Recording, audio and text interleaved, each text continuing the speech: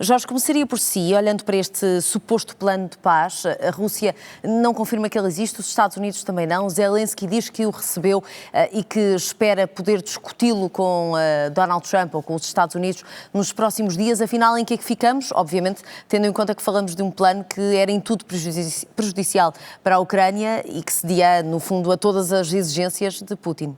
Sim, parece uma espécie de gambuzino da política internacional, é o que parece. Ou seja, estamos a discutir há 12 horas um plano de paz e aparentemente ninguém sabe que existe um plano de paz e Zelensky anda atrás desse plano de paz para poder negociar um plano de paz. Sendo que foi a Rita que disse precisamente que a expressão é boa, é uma expressão que dá a entender que é um suposto, um alegado plano de paz. Bem, é no fundo um plano um bocadinho diferente. Aliás, eu estava a ler o que o Economist estava a dizer sobre isto e chama-lhe uma iniciativa peculiar e profundamente desvantajosa para a Ucrânia. Peculiar e profundamente desvantajosa. Não sei se é preciso aborrecer as pessoas lá em casa com os pontos desfavoráveis, mas são mesmo muitos pontos desfavoráveis. Por isso é que Kaia Kallas, ainda há pouco na peça, estava a dizer, bem, a nossa estratégia é basicamente alinhada em dois eixos. Reforçar a Ucrânia e acabar por enfraquecer a Federação Russa. Não sei se vão conseguir fazer uma coisa ou outra. Este plano, no fundo, traz Rússia, Rússia e Rússia.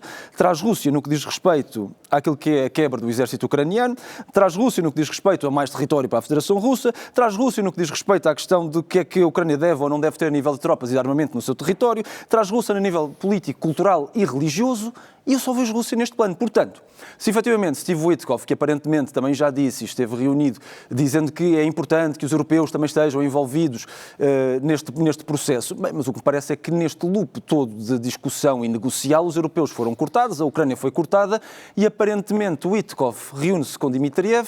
Dmitriev diz-lhe, bem, estas são as condições, por isso é que a Federação Russa diz, não há nenhuma novidade. Pois não há. Porquê? Por uma razão muito simples.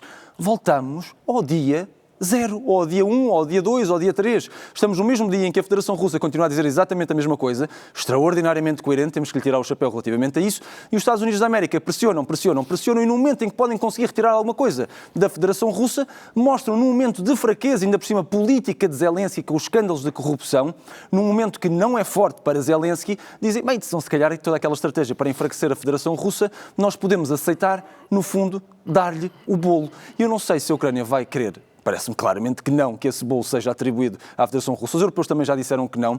Continuamos então todos a tentar perceber que elemento internacional é este, de qual todos nós andamos a falar, mas aparentemente ninguém confirma que ele existe, mas se ele existir e só a sombra de ele poder existir neste contexto político específico e militar difícil para a Ucrânia, parece-me em si mesmo uma má notícia para aquilo que poderia ser a ideia de paz, de um cessar-fogo, porque no fundo isto significa uma coisa, é a capitulação da Ucrânia. Eu acho que é muito difícil, se for nestes moldes, é muito difícil, por mais criativos que tenhamos ou tentemos ser, chamar-lhe outra coisa que não, bem, Ucrânia entrega lá as chaves do país para depois, eventualmente, chegarmos a Kiev para mudar aquilo que derradeiramente a Federação Russa quer. Quer mudar aquilo que tem a ver com o aparelho político em Kiev e a liderança